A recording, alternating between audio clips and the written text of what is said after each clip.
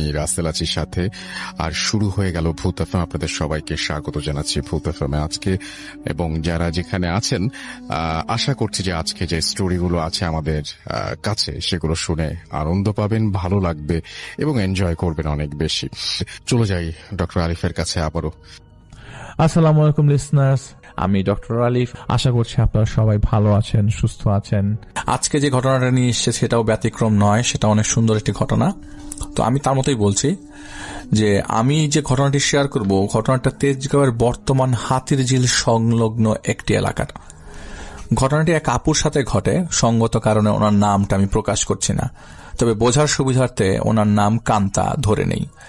ঘটনাটা ঘটে কান্তাপু যখন ক্লাস 5-এর ছাত্রী তখন। এটার সূত্রপাত ঘটে কান্তাপুদের এলাকায় একটা বট গাছ আছে, মূলত ওইখান থেকেই। সেখানে উনি প্রায় খেলতে যেতেন। কান্তাপু আসলে এমন একটা মেয়ে যিনি এক কথায় বলতে গেলে ডান পিটে স্বভাবের। সারাদিন ক্রিকেট খেলা, মার্বেল খেলা, সাইক্লিং করা, এমনকি সে ভিডিও গেম খেলতেও যেত মোটামুটি, এবং এগুলি করেই তার দিন কাটত। তবে অনেক মেধাবী ছিল, ভালো গান গাইতে পারত। এলাকার স্থানীয় হয় মোটামুটি সবাই তাকে চিনত। যেহেতু তাদের এলাকায় মোটামুটি একটা প্রভাব ছিল, তাই সবাই তাকে ভালো করে চিনত এবং জানতো যে সে কার মেয়ে। তুমি যখন ক্লাস 5-এ পড়ে তখন কোন একদিন তার একজন টিচার তার দুষ্টুমির কারণে তাকে হাতে বেত দিয়ে বাড়ি দেয়। তো অনেক সময় আমাদের কেউ আঘাত করতে গেলে আমরা যেরকম ভাবে ফেরানোর চেষ্টা করি, হাতগুলো উপর দিয়ে উঠিয়ে দেই, তেমনি আপু হাত দিয়ে ফেরানোর চেষ্টা করছিলেন। মানে সে কেউ তো বাড়ি খেতে চায় না, কিন্তু টিচারের দেওয়া বাড়িটা তার হাতের তালুতে দিলেও বাড়িটা তার হাতের তালুতে না লেগে তার বাম হাতের বুড়ো আঙ্গুলের উপরিভাগ নখ থেকে কিছুটা পেছনে গিয়ে লাগে। বাড়িটা লাগার সাথে সাথে ওইখান থেকে ফিনকির মতো রক্ত পড়া শুরু হয়। তার টিচার আসলে এতটা জোরেও দেয়নি যে কান্তাপু তখন যে ব্যথা না পায়। তো টিচার তো বোঝে যে এত জোরে দেওয়া যাবে না। ওনার ব্যথা লাগছে না ঠিকই, কিন্তু ব্লিডিং হয়ে যাচ্ছে। তো টিচার খুব ভয় পেয়ে যায় তাড়াতাড়ি। তো উনি স্কুলের যে হেড ছিল তাকে জানায়। আর হেড যে ছিল ওনার কান্তাপুর বাবার সাথে খুব ভালো সম্পর্ক ছিল। উনি তাড়াতাড়ি করে কান্তাপুকে এলাকার একটা ফার্মেসিতে নিয়ে যায়, ব্লাড পরিষ্কার করে। পরিষ্কার করার সময় ব্লাড পড়া পুরোপুরি বন্ধ হয়ে যায়, তবে পশমের গোড়ায় লোমের জায়গায় কিছুটা পরিমাণ ফেটে যায়। পরে তাকে ব্যান্ডেজ করে দেওয়া হয়। যেহেতু মেজর কোনো ফ্র্যাকচার হয়নি বা মেজর কোনো ল্যাসারেশনস হয়নি, ফার্মেসির ডাক্তার গজ দিয়ে ব্যান্ডেজ করে মেডিসিন দিয়ে পাঠিয়ে দেয়। তো কান্তাপু বাসায় আসে। বাসায় আসার পর থেকে 10 থেকে 15 মিনিট হবে উনি বসেছিল। ছোট মানুষ স্কুল থেকে এসে ড্রেস চেঞ্জ করেই বসে আছে। এর মধ্যে কান্তাপু দেখে ব্যান্ডেজের উপর দিয়ে ব্লাড বেরোচ্ছে অনবরত, একদম ফিনকির মতো রক্ত পড়ছে। ব্যাপারটা একটু অদ্ভুত লাগলো তার। পরিবার ভাবলো হয়তো হাত কোনোভাবে নাড়াচাড়া করছে, ওই জন্য হয়তো ব্লাডটা চলে আসছে। কান্তাপুর দাদা ওনাকে সঙ্গে করে নিয়ে আবার সেই ফার্মেসিতে যায় এবং বলে কি ব্যান্ডেজ করে দিয়েছেন আর কিভাবে ব্যান্ডেজ করে দিয়েছেন, ব্লাড আবার বেরোচ্ছে। তো ফার্মাসিস্ট ভাই অবাক হয়ে যায় আর বলে যেভাবে ব্যান্ডেজ করে দিয়েছে আঙ্কেল, ব্লাড তো আসার কথা না। আচ্ছা, আমি আবারও ব্যান্ডেজ করে দিচ্ছি। উনি সেই গজটা খুলে ড্রেসিং করে আবার নতুন করে গজ দিয়ে মাইক্রোপোর্ট দিয়ে সুন্দর করে ভালো করে ব্যান্ডেজ করে দেয়। হাতটা গলার সাথে ভেঙে এমন ভাবে ঝুলিয়ে দেয় যাতে কোনোভাবে প্রবলেম না হয় আর কি, নিচের দিকে না যায় বা ব্লাড গড়িয়ে না আসে, ব্লিডিং যাতে না হয় ব্যবস্থা করে দেয়। তো এইভাবে বেঁধে দেওয়ার পর উনি বাসায় চলে আসে। বিকেল পর্যন্ত সব ঠিক ছিল। তো কান্তাপুর বাসাটা হাতিরঝিলের প্রায় সাথেই। তখন ওনাদের বাড়িটা কাঠের, একতলা বাড়ি আর কি, নিচে বাঁশ দিয়ে উপরে কাঠের কাঠামো দিয়ে তৈরি করা। ফ্লোরটা হচ্ছে কাঠের এবং সাইড উপরে টিন। সেদিন কান্তাপু সন্ধ্যাবেলা পড়তে বসে। উনি পড়ার সময় হঠাৎ তার মনে হয় তাদের বারান্দার মতো যে জায়গাটা আছে ওটার সাইডে কাঠের ঢাকনির মতো দেওয়া। ওটা উঠালে নিচে বর্ষাকালের সময় পানি হলে পানি যখন শুকিয়ে যায় তখন কান্তাপু ওখানে গিয়ে খেলে। আর এলাকার কাছেই রামপুরায় যেহেতু আগে বাঁশপট্টি ছিল, তাই ওখানে অনেক সময় আগুন লেগে যেত। ওইসব এলাকায় আগুন লেগে গেলে তখন ওই কাঠের ঢাকনির নিচে নেমে মানুষ আশ্রয় নিত। ওই জন্য সিঁড়ি সিস্টেম দেওয়া থাকতো যেন একেবারেই বিলের মধ্যে নামা যায়। তখন কান্তাপুর মনে হতে লাগলো এই বিলের নিচে থেকে কেউ একজন হাসছে। তখন উনি তাড়াতাড়ি উঠে যায়, উঠে গিয়ে উকি দেয়। উনি স্পষ্ট দেখতে পায় কেউ একজন কতগুলো ধুলা তার মুখে ছিটে দেয়। তো ছিটা মারার পর উনি চোখ ডলতে থাকে, এর মধ্যে কিছুটা বালু ওনার চোখে লাগে। পরে উনি রুমে চলে আসে। চোখ কচলে উনি ওনার মতো রুমে এসে পড়তে বসে। পড়তে বসার ঠিক 2 থেকে 3 মিনিট পর তার চোখ বেয়ে টুপ টুপ করে রক্ত পড়া শুরু হয়, আর হাতের যে জায়গাটা ব্যান্ডেজ করা ঠিক ওই জায়গা দিয়ে ও ফিনকির মতো রক্ত বেরোচ্ছে। সাধারণত আমরা যখন স্যালাইন বা ইনজেকশনের মধ্যে পানি নিয়ে যেভাবে পাম্প করার পর ফ্লোয়িংটা হয়, ঠিক সেভাবে ব্লাড বের হচ্ছে।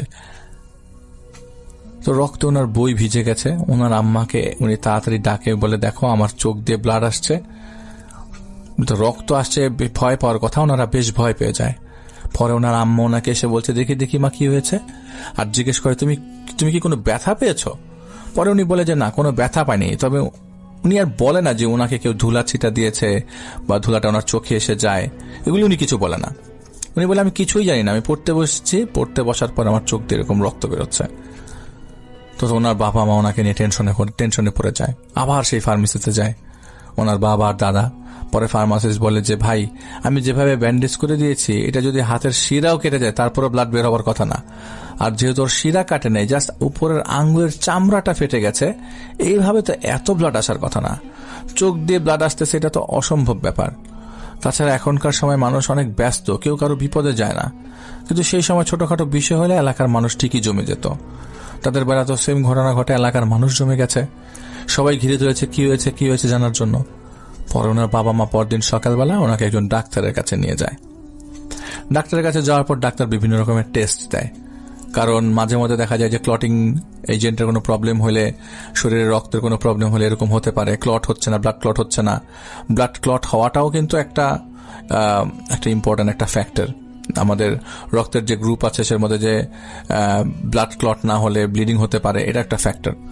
তো রক্তে কোনো প্রবলেম আছে কিনা, তো দেখে কোনো কিছুই না, কোনো প্রবলেম ধরা পড়ে না।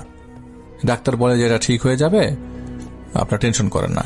পরে ওনারা খুশি মনে বাসায় চলে আসে। এরপর মোটামুটি একদিন সে ভালো থাকে। একদিন ভালো থাকার পর কান্তাপুর এমন একটা সমস্যা ক্রিয়েট হয়, ওনার শরীর থেকে প্রত্যেক দিনই কোনো না কোনোভাবে ব্লিডিং হতো। এমন সময় উনি বসে আছে, ওনার হাত নিচু করে সেই সময় হাতের 5টা আঙ্গুল থেকে টুপটুপ করে রক্ত বের হতো। চোখ থেকে রক্ত পড়ছে, পায়ের নখ থেকে রক্ত পড়ছে, এমনকি মাঝে মাঝে দেখা যেত ওনার নাক থেকেও টুপটুপ করে রক্ত পড়ছে। এইটা একটু অদ্ভুত লাগে সবার কাছে যে এটা কেমন সমস্যা। সব দিক দিয়ে রক্ত আসছে, হাতে ব্লাড আসছে মানলাম, হাতে না হয় ব্যথা পেয়েছে, কিন্তু বাকি অঙ্গগুলোর তো কোনো স্পট নাই, দাগ নাই, ওগুলো থেকে কিভাবে ব্লিডিং হয়? এটা একটা অদ্ভুত ব্যাপার। তো ওনারা প্রথমে একটা মেডিকেল কোনো সমস্যা, বিভিন্ন ডাক্তার দেখানো শুরু হয়ে গেল। ঢাকা মেডিকেল, পিজি হাসপাতাল, বারডেম তখনকার সময় ফেমাস ছিল, আবার ল্যাব এইড। মোটামুটি ঢাকা সিটির যতগুলো ফেমাস হাসপাতাল ছিল সবগুলো হাসপাতাল বাদ দেওয়া হয়নি ডাক্তার দেখাতে। ওনারা ছোট বড় শুরু করে ফার্মেসির ডাক্তার পর্যন্ত দেখিয়েছেন। একটা সময় পিজির একজন ডক্টর বলেন যে সেটা হচ্ছে এমন একটা রোগ আছে চোখের, চোখ দিয়ে যেটা ব্লাড বের হয়, এটা খুব রেয়ার একটা সমস্যা। ওনার ফ্যামিলি ভাবে কি এমন রোগ হলো। তো প্রথমে ডাক্তারকে চোখের সমস্যার কথা বলা হয়েছিল, কিন্তু পরবর্তীতে তারা অনেকগুলো টেস্ট করে, এক এক দিন এক এক রকম টেস্ট, এই টেস্ট সেই টেস্ট, এমনকি ওনার কানের পেছন থেকে ব্লাড নিয়ে ব্লাড টেস্ট করা হয়েছে। যেহেতু উনি খুব ছোট মানুষ ছিলেন, ওনার উপর দিয়ে এত ধকল যাচ্ছে, উনি আস্তে আস্তে শুকিয়ে যাচ্ছিলেন, কেমন যেন রোগা হয়ে গিয়েছে। একটা মানুষের শরীর কত ব্লাড থাকবে? ডাক্তারের কাছে যায় এবং ওনার বাবা মা ডাক্তারকে দেখায়, কিন্তু কোনো সুরাহা হচ্ছিল না। একটা সময় ডাক্তার বলে যে মানলাম চোখের সমস্যা হতে পারে, কিন্তু স্কিন দিয়ে হুটহাট করে ব্লাড চলে আসছে, এটা কি কোনো স্কিন রোগের লক্ষণ, মানে স্কিনের রোগের লক্ষণ কিনা? এটা দেখার জন্য ওনার শরীরে বিভিন্ন অংশ থেকে, স্কিন থেকে ব্লাড স্যাম্পল নেয়। সর্বশেষ তারা ডক্টর আশিস কুমার চক্রবর্তীর কাছে আয়েশা মেমোরিয়াল হসপিটালে, যেটা মহাখালীতে, ওনাকে দেখায়। উনি কিছু ব্লাডের স্যাম্পল নিয়ে যান টেস্ট করার জন্য, এবং দেশের বাইরে থেকে টেস্ট করিয়ে নিয়ে আসেন, কিন্তু মেডিকেলি কোনো সমস্যা ধরা পড়েনি। এমনকি পিজিতেও যে চেষ্টা করানো হয়েছে সেটাতেও কোনো সমস্যা ধরা পড়েনি। প্রত্যেকটা রিপোর্ট ফ্রেশ, তার কোনো সমস্যা নেই। এভাবে স্কিন থেকে তার ব্লাড যেত, কোনো না কোনো অংশ দিয়ে ফ্লুয়েন্টলি ব্লাড যেত, মানে একদম ওভারফ্লো করতো। তার মা বাবা কি করবে, দোয়া দুরুদ পরে তাকে ফু দিত, কান্না করতো মেয়ের জন্য।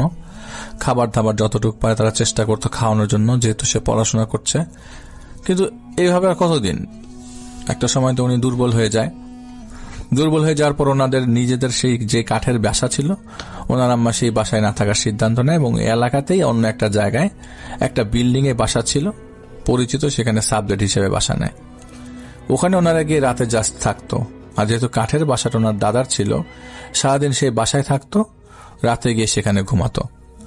এর মধ্যে হঠাৎ কান্তাপুর স্কিন থেকে ব্লাড আসা বন্ধ হয়ে যায়, তবে ওনার মুখ দিয়ে ব্লাড আসা শুরু হয়। তখন ওনার বমি বমি ভাব হতো, বমি করতে গেলেই বমি দিয়ে রক্ত আসতো, সেই সাথে ছোট ছোট মাংসের টুকরো মতো বের হয়ে আসতো। তো মাংসের টুকরোগুলো ছিল খুবই ছোট, তবে আমরা যখন কোনো মাংসকে থেতলিয়ে ছোট ছোট টুকরো করে রাখি, সেগুলো ছিল ঠিক তেমন থেতলানো। এইভাবেই বমির সাথে ব্লাড এবং মাংসের টুকরাগুলো বের হয়ে আসতো।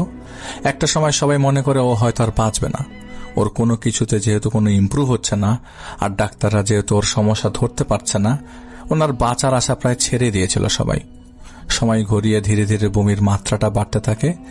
একটা সময় তার এমন হয় প্রতিদিনই 1/2 লিটার, কখনো কখনো 1 লিটারের কাছাকাছি মতো ব্লাড চলে যায়। একদিন রাতের কথা, সাবলেট বাসায় কান্তাপু আর ওনার মা শুয়ে আছে। গরমের দিন, বাইরে প্রচুর গরম, লোডশেডিং যাচ্ছে তাই অবস্থা। তাই ওনার মা দরজাটা না লাগিয়েই খুলিয়ে রেখে ঘুমিয়ে পড়ে, যাতে বাইরে থেকে বাতাস আসে। ওনারা ফ্লোরিং করে ঘুমাতো। এর মধ্যে রাতের একটার সময়, সম্ভবত ওনার তখন মধ্যরাত, কান্তাপুর আম্মার ওয়াশরুমে যাওয়ার প্রয়োজন হয়।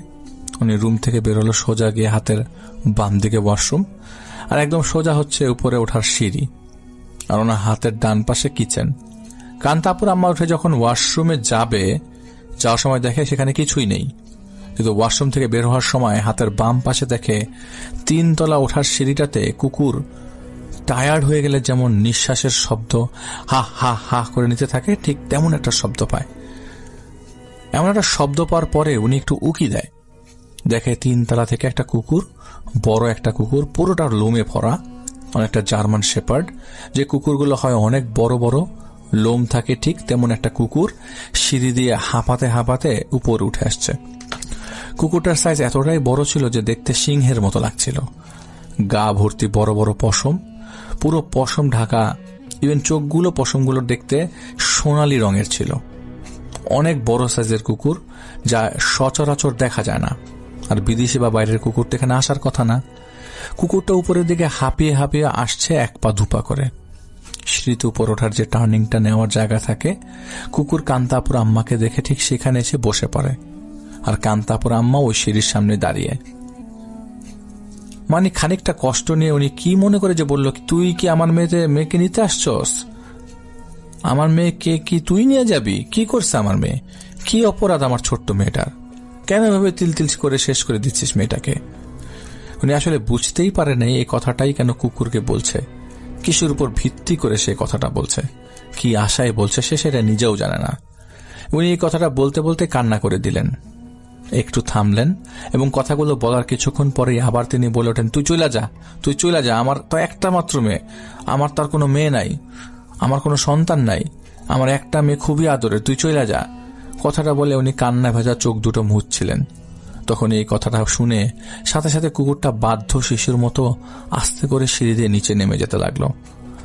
কুকুরটা নেমে যাওয়ার পর উনি সেখানে কিছুক্ষণ দাঁড়িয়ে থেকে ভাবছে, এটা কি সত্যি কুকুর ছিল নাকি অন্য কিছু, যে বলার সাথে সাথে চলে গেল।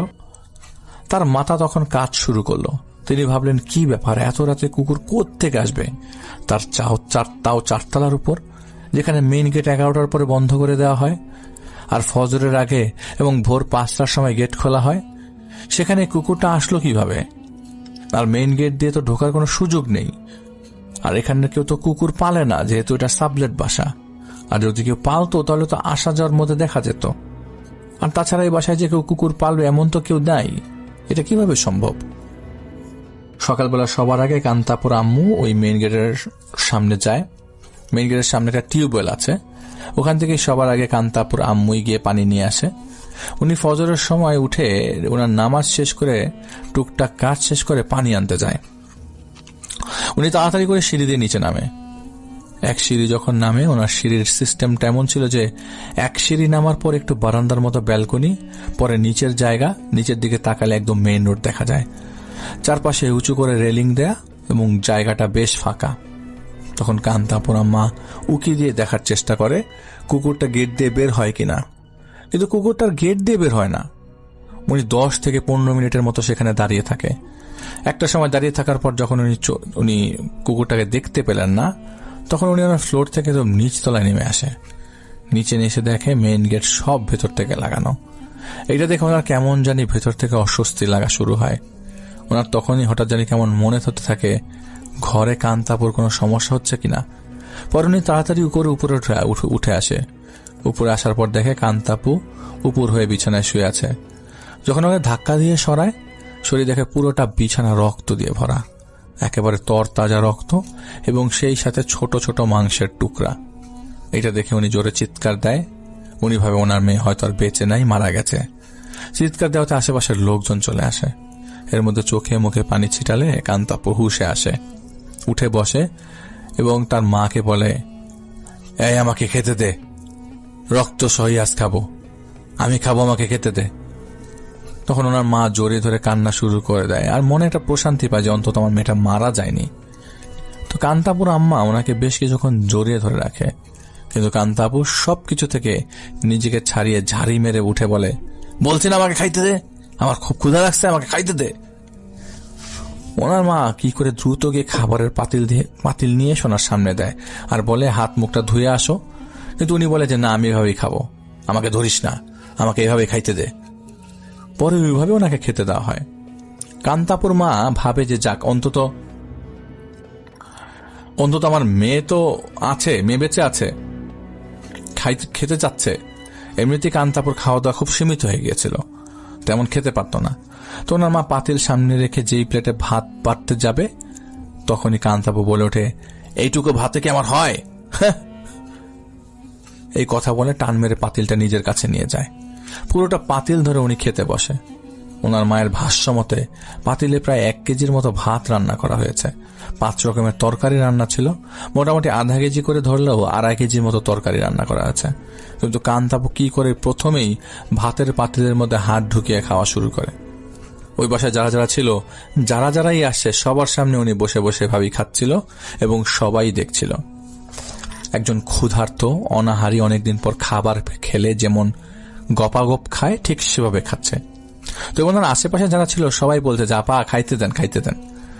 উনি 2-3 লোকমা ওভাবে খাওয়ার পর ওনাদের বাসায় একটা খাবারের বোল ছিল, ওই বলে ভাত তরকারি যা যা ছিল সব একেবারে ঢেলে মাখিয়ে ঠিক 5-6 মিনিটের মধ্যে সব খাবার শেষ করে ফেলল।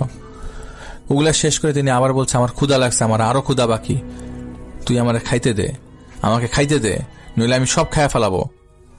ঘরে যে তার কোনো খাবার ছিল না, আশেপাশে যারা ছিল ওনাদের ঘরে যতটুকু পরিমাণ খাবার ছিল সবাই সেগুলো কোনো মতে এনে দেয়। মোটামুটি 4 থেকে 5 কেজি খাবার টোটালি ফিনিশড। ওনারা ভাবে যে মেয়ে 2-3 লোকমার বেশি ভাত খেতে পারে না, বিছানায় সারাক্ষণ পড়া, সেই মেয়ে এতগুলো খাবার খেলো কিভাবে? সব খাবার শেষ করে উনি দাঁড়ালেন, দাঁড়ানোর সাথে সাথে ঠাস করে পড়ে গেলেন। পরে ওনার মা মাথা মুছিয়ে দেয়, যেহেতু ব্লাড বের হয়েছে মুখ দিয়ে, তাই পরিষ্কার করে দেয়। পরিষ্কার করে দেওয়ার 15 থেকে 20 মিনিট পর তার জ্ঞান আসে। জ্ঞান আসার পর উনি কিছুই বলতে পারে না। উনি যতগুলো খাবার খেলো, যা যা করলো তার কিছুই মনে নেই। ওনার পেট দেখেও মনে হচ্ছে না উনি আসলে একটু আগে এতগুলো খাবার খেয়েছে। তো ওনার মা খুব ভয় পেয়ে যায়। সেদিন পরে ওখান থেকে একজন বলে যে আপা, আপনার মেয়েকে তো অনেক ডাক্তার দেখাইছেন, এবার পারলে একটা কবিরাজ দেখান। আর ওর যে সমস্যা দেখলাম তাতে বোঝা যাচ্ছে ওর অন্য কোনো সমস্যা আছে, ভালো হয় আপনার একটা কবিরাজ দেখান, দেখেন কোনো কবিরাজ পান কিনা। এরপর ওনার মাও ভাবে যে আজকে যে বিষয়টা উনি দেখেছে ব্যাপারটা আসলে সাধারণ না। সকাল হতে উনি ওনার মেয়েকে নিয়ে তার দাদা দাদির বাসায় যায়। যাওয়ার পর ওনার দাদিকে কান্তাপুর আম্মা সব বলে উনি কি কি দেখেছেন, কান্তাপুর সাথে কি কি ঘটে যাচ্ছে। পরে ওনারা কান্তাপুকে নিয়ে ওনাদের পাশের রহিম মেটাল নামে একটা জায়গা আছে, যেটা তেজগাঁ থেকে কাছেই, ওনাকে ওখানে নিয়ে যায়। রহিম মেটাল মূলত মসজিদ, মাদ্রাসা, এতিমখানা ও কবরস্থান মিলে একটা এরিয়া। ওই রহিম মেটাল জামে মসজিদের একজন ইমাম হুজুর ছিলেন, যিনি ছোটবেলায়ও কান্তাপুর চিকিৎসা করেছিলেন। তখন কান্তাপু কোলের শিশু ছিলেন, তার তখন খারাপ বাতাস লেগেছিল। বর্তমানে ওই ইমাম হুজুর জীবিত নেই। তো ওনার মা ওনাকে ওখানে নিয়ে যায়। ওখানে যাওয়ার পর প্রথমে সে হুজুর কালো সুতা দিয়ে কান্তাপুর 2 হাত মাপেন। তারপর বলেন যে এই মেয়ের উপর তো আছর আছে, এই মেয়ে তো অনেক দুষ্টু বদমেজাজি। পরে ওনার মা আম্মা বলে যে হ্যাঁ, আমার মেয়ে একটু দুষ্ট, কিন্তু ওর কি হয়েছে আপনি একটু দেখেন, আমার মেয়েটা অনেকদিন যাবত এরকম সমস্যা। তো হুজুর বলে যেটা ধরেছে সেটা খুবই একটা জিন্নাত, তবে মা ওরে ছাড়াইতে পারবো না, তবে আমি যতদূর সম্ভব চেষ্টা করতে পারবো যাতে ওর থেকে কিছুটা দূরে থাকে, তবে তোমরা ভালো কাউরে দেখাও। পরে উনি কিছু দোয়া দুরুদ পড়ে দেয়, তদবির করে দেয়। পরে ওনার আম্মা জিজ্ঞেস করে কিভাবে কি হলো। হুজুর বলে এই মেয়ে তো অনেক দুষ্টামের ছলে ও কোনো একটা সময় এক খবিস জিন্নাতের ভোগ খেয়ে ফেলে। কোথাও হয়তো এই জিন্নাতকে ভোগ দেওয়া হয়েছে, সেই জিন্নাতের খাবার খেয়ে ফেলেছে। ও তো খুব দুষ্ট স্বভাবের, একটা ভোগ দেওয়া হচ্ছে সেই জিন্নাতের খাবার খেয়ে ফেলে তো ঝামেলা। আর সাথে সাথেই একটা না দুইটা তিনটা জিন আসরও আছে। খুব ভালো গান গাইতে পারে, যেখানে সেখানে সন্ধ্যাবেলায় গান গাইতো।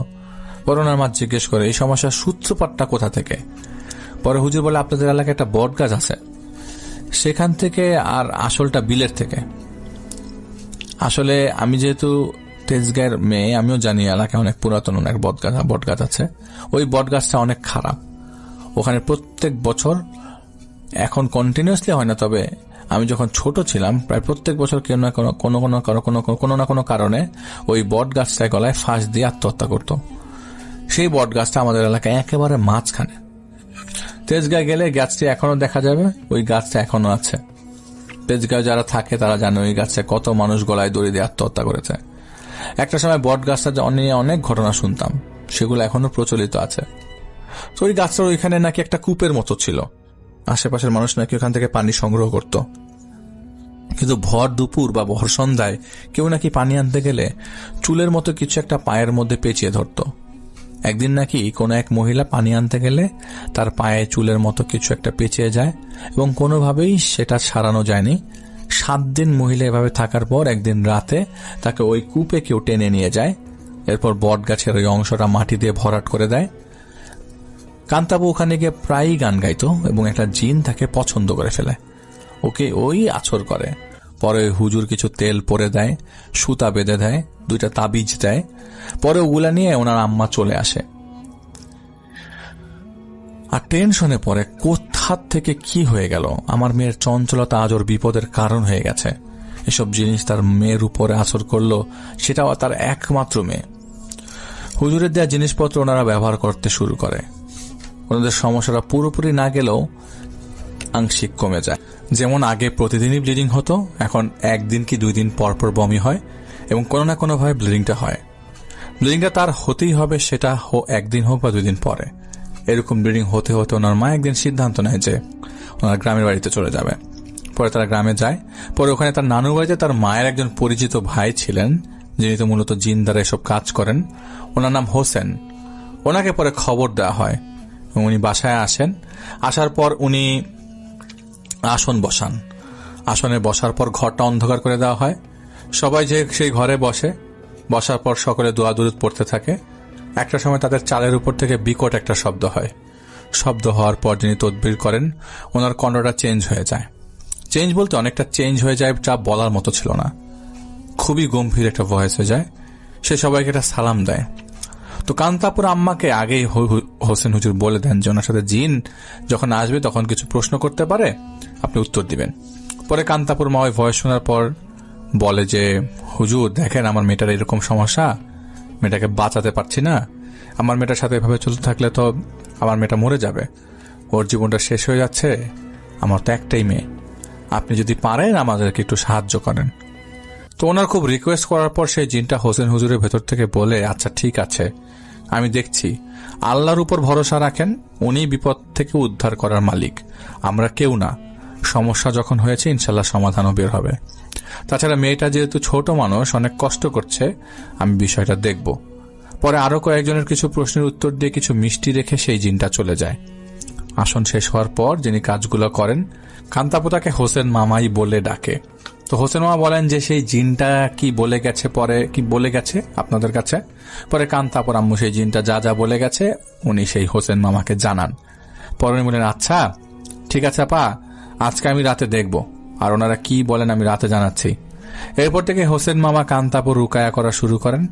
রুকায়া করানোর পর একদিন সন্ধ্যাবেলা কান্তাপুকে নিয়ে হোসেন মামা একটা কবরস্থানে যান। মূলত ওনার নানা বাড়ির ওখানেই কবরস্থান। ওখানে যাওয়ার পর উনি নির্দিষ্ট একটা জায়গা দেখিয়ে বলেন, এখানে তুমি দাঁড়াও, এখানে দাঁড়ানোর কিছুক্ষণ তোমার হাতে কেউ একজন এসে কিছু একটা দিয়ে যাবে, তো দেওয়ার সময় তুমি কিন্তু ভয় পেও না। তো যখনই এই জিনিসটা তোমার হাতে দিয়ে যাবে তখনই ওইটার সাথে সাথে খেয়ে ফেলবা, আর সেই জিনিসটা খাওয়ার পর তুমি সাথে সাথে ঘুরে তোমার বাসার দিকে চলে আসবা, পিছে তাকাবা না। তুমি হাঁটা শুরু করবা। তো পরে হোসেন মামা যেই কথা বলে দিয়েছে কান্তাপুকে, কান্তাপু সেভাবেই সেখানে দাঁড়িয়েছিল। এরই মধ্যে হোসেন মামা আপুকে ওখানে দাঁড় করে দিয়ে কবরস্থান থেকে অনেকটা দূরে চলে আসে।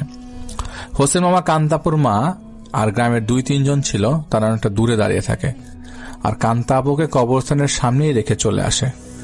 পরে কান্তা আপুকে দাঁড়িয়ে থাকার এক পর্যায়ে খুব মিষ্টি একটা ঘ্রাণ পায়। এর মধ্যে কান্তা আপুকে চোখ বন্ধ করে রাখতে বলা হয়েছিল,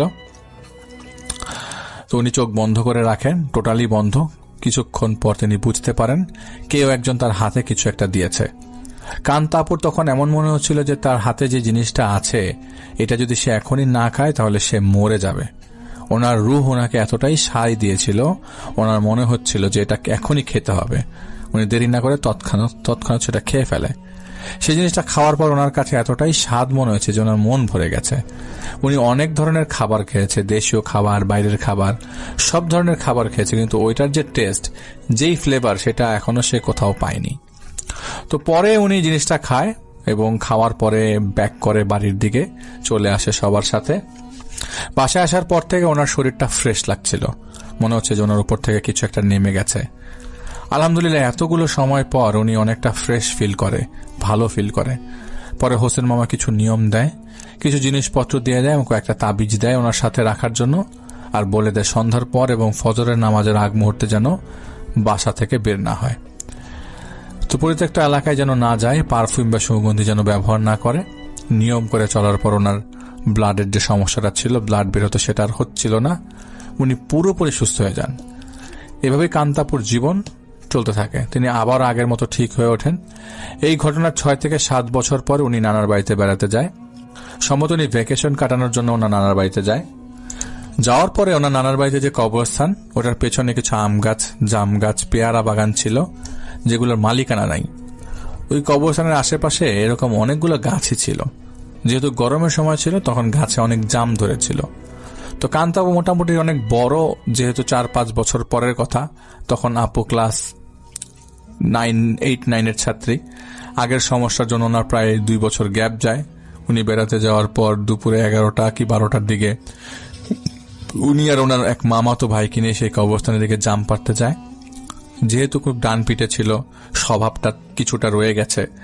উনি যে ক্লাস 9-এ পরে এটা বড় হচ্ছে, এটা ভাবটা ওনার মধ্যে তখন আসেনি। বাচ্চা সুলভ আচরণ করার মতো ছিল অবস্থা তার। উনি আগে যেমন মার্বেল খেলা, ক্রিকেট খেলা, সাইক্লিং করা, এগুলা নিয়ে থাকতো, তখনও সেগুলো নিয়েই চিন্তা করতেন বা পড়েছিলেন। পরে সেই জাম গাছের উপরে উঠে এবং উঠার পরে দেখেন বিশ্রী একটা মহিলা, উঠার পরপরই দেখেন পাগল কিসেমের গাছের নিচে দাঁড়িয়ে আছে।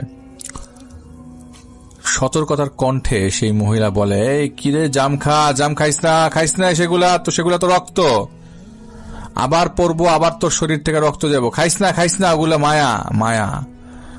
মায়া। পরে মহিলা আবার বলে, আমাকে 2টা দে তো, খায় দেখি কেমন স্বাদ, রক্তের স্বাদ পাই কিনা, দে না 2টা দে রে, ওই সেরি আমারও 2টা দে। উনি কি করে অনেক দুষ্ট ছিল। উনি জাম না দিয়ে গাছের থেকে একটা ছোট ডাল ওনার দিকে ছুঁড়ে মারার পরেই মহিলাটা বলে, খাইবো, তরেই খাইবো। এই কথাটা ওই মহিলা বলতে বলতেই উনি ধপাস করে গাছের ডাল ভেঙে নিচে পড়ে যায়। ওনার মামাতো ভাই সেখানে দাঁড়ানো ছিল। গাছ থেকে পড়ার পর উনি আশেপাশে তাকিয়ে বলে, ওই মহিলাটা কই? তো উনি বলার পরপরই তো আমি গাছ থেকে পড়লাম, এটা কেন হইল? তো উনি পড়ার সাথে সাথে ব্যথা পেয়েছে, কিন্তু উঠে তাকাতেই দেখে ওই মহিলাটা ওখানে নাই। উনি ওনার মামাতো ভাইকে বলে, এইখানে যে মহিলাটা ছিল, ওই মহিলাটা কই গেল? ওই পাগলটা কই গেল? ওনার মামাতো ভাই বলে, আপু তুমি কি বলো? কিসের পাগল? কোন পাগলের কথা বলছো? এই জায়গায় তো তুমি আর আমি ছাড়া কোনো পাগল নাই। পরে উনি বলে, আরে এখানেই তো ছিল, এই মাত্রই তো আমি ঢিল মারলাম। পরে ওনার মামাতো ভাই বলে, তুমি তো আমাকেই ঢিল মারলা, কিন্তু ঢিলটা আমার গায়ে না পড়ে ওই ফাঁকা জায়গাটায় যেয়ে পড়লো। পরে কান্তাপুর বিষয়টা কেমন যেন লাগে। পরে গিয়ে ওনার হাত ছিলে গিয়ে অনেকটা রক্ত বের হয়ে যায়। পরে উনি বাসায় এসে উনি ওনার মাকে বলে যে, আম্মা আমি ব্যথা পেয়েছি, আমাকে অ্যান্টিসেপটিক দাও। পরে ওনার আম্মা স্যাভলন দিয়ে পরিষ্কার করে দেয়। কিন্তু কান্তাপু ওনার সাথে যে ঘটনা ঘটে, ওই ঘটনাটার ফ্যামিলির কাউকে বলল না। কিভাবে ব্যথা পেয়েছে, কি হয়েছে, কিছুই বলেনি। সেদিন বিকেলবেলায় ওনারা ঢাকায় আসার উদ্দেশ্যে রওনা দেয়, ঢাকায় চলে আসে। সন্ধ্যার পরে হোসেন মামা গ্রামে আসে। গ্রামে আসার পর উনি কান্তাপুদের খোঁজ করেন আর বলে, কান্তারা কোথায়? তো কান্তাপুর মামাকেও জিজ্ঞাসা করা হয় যে কান্তারা কোথায়। পরে মামা বলে যে আজকে বিকালে চলে গেছে ভাই। কেন, কোনো সমস্যা? তো হোসেন মামা বলে যে আমি আপনাকে কিছু জিনিস দিচ্ছি, এগুলো নিয়ে আপনি তাড়াতাড়ি ওদের বাসায় যান। তো তখনকার সময় প্রযুক্তি এত উন্নত ছিল না, তাৎক্ষণিকভাবে কোনো কথা বলে সব ঠিক করা যাবে। পরে হোসেন মামা বলে যে দুইটা জিনিস দিচ্ছি, দুইটা জিনিস আপনি ওদের বাসায় নিয়ে যাবেন। পরে হোসেন মামা কান্তাপুর মামার কাছে দুইটা তাবিজ দেয়। তাবিজ নিয়ে কান্তাপুর মামার সব পরের দিনই তাদের বাসার উদ্দেশ্যে রওনা দেয়। কিন্তু যেদিন তারা গ্রাম থেকে শহরে আসে, ওই দিন কান্তাপুরা তাদের বাসায় না যেয়ে তারা তাদের দাদির বাসায় ওই দিন রাতটা থাকে। তো তারা যেই বাসায় সাবলেট থাকতো, ওই বাসায় তারা আর সেদিন যায় না। ওনাদের বাড়ির বর্ণনা ঠিক এরকম, যেমন একটা বাড়ি, আরেকটা বাড়ির কিছুটা ফাঁকা, তারপর আরেকটা ফাঁকা, আরেকটু ফাঁকা, এরকম ফাঁকা ফাঁকা কিছু বাড়ি, খুব বেশি হলে খুব কম ডিস্টেন্স করে আরেকটা বাড়ি করা।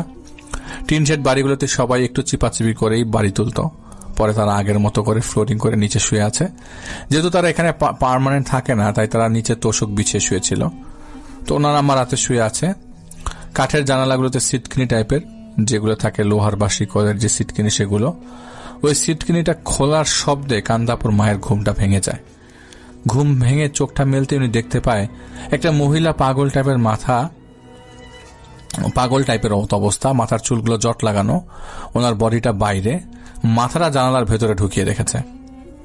মহিলা ভয়ানক দেখতে, রাক্ষস বা দৈত্য টাইপের। কান্তাপুর আম্মা দেখেন মহিলা দাঁড়ানো আর দুইটা হাত জানালার ভেতর দিয়ে ঢুকিয়ে দিয়েছে। হাত দুইটা লম্বা ভাবে ঢুকিয়েছে যাতে হাত দুইটা কান্তাপুর আম্মুকে ক্রস করে একেবারে কান্তাপুর গলার কাছে নিয়ে যায়। কান্তাপুর গলা অলরেডি ধরে ফেলেছে। এটা দেখে কান্তাপুর মা খুব ভয় পায়।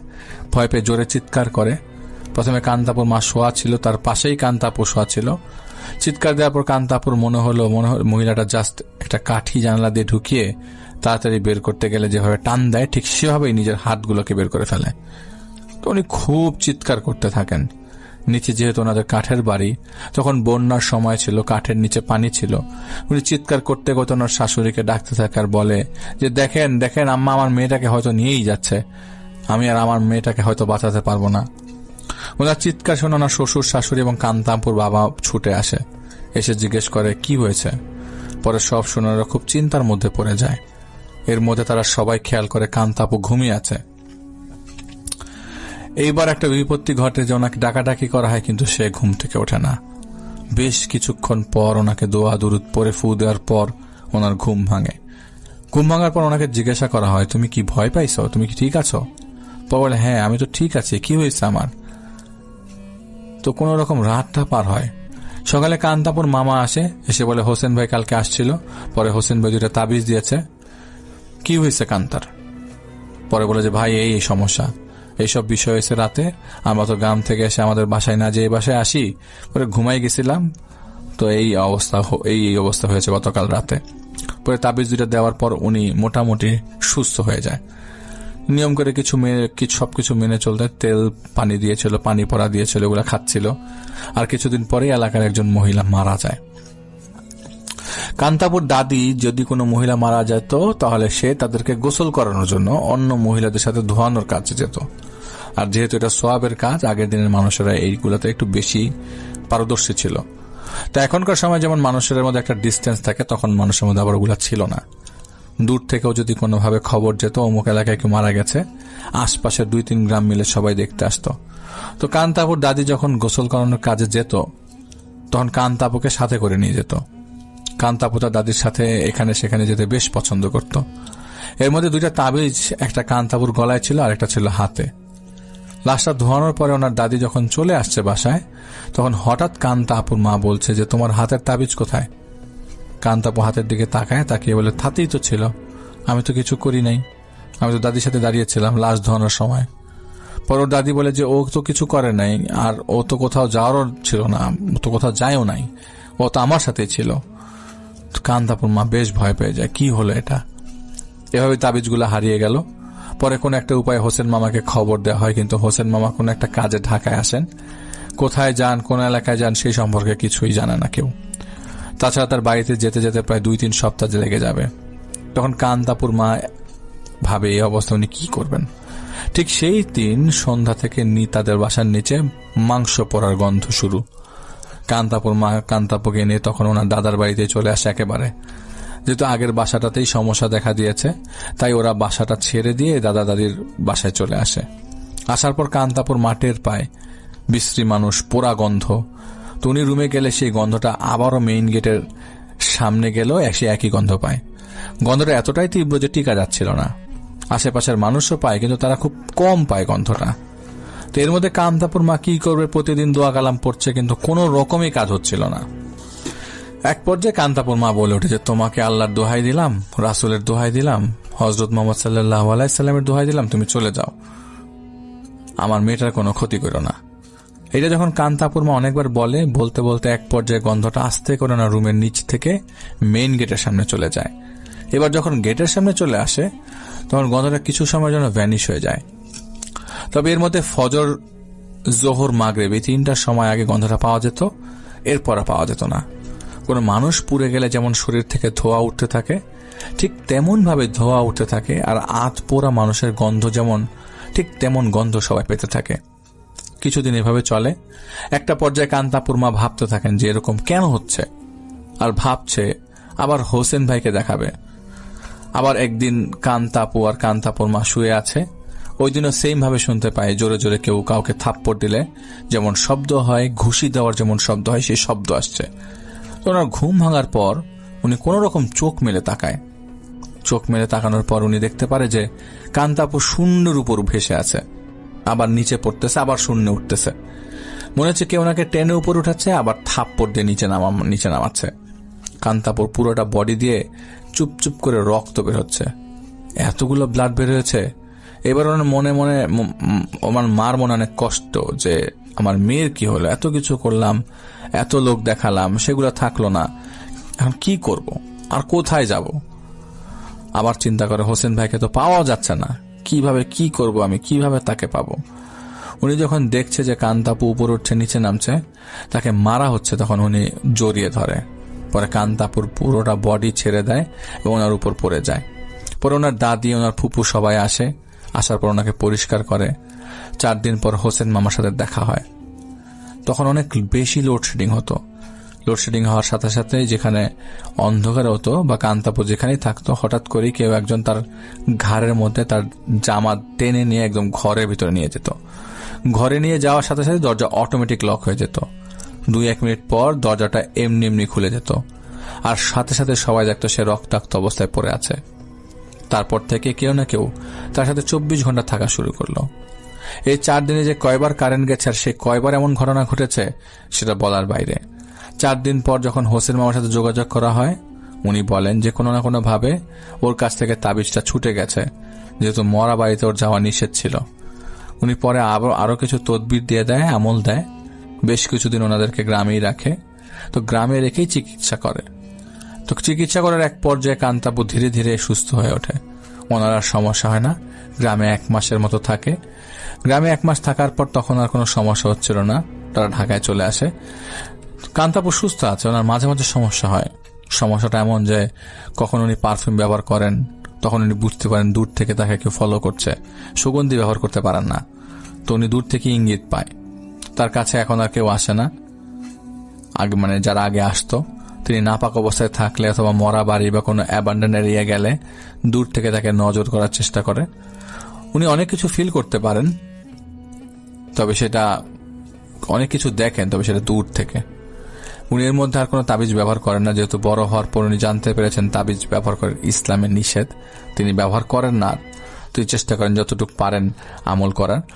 কতটুকু ভয়ের জানি না, তবে এটা একটা সত্যি এবং রিয়েল স্টোরি যেটা আমাদের সাথে মার্জি আপু শেয়ার করেছেন।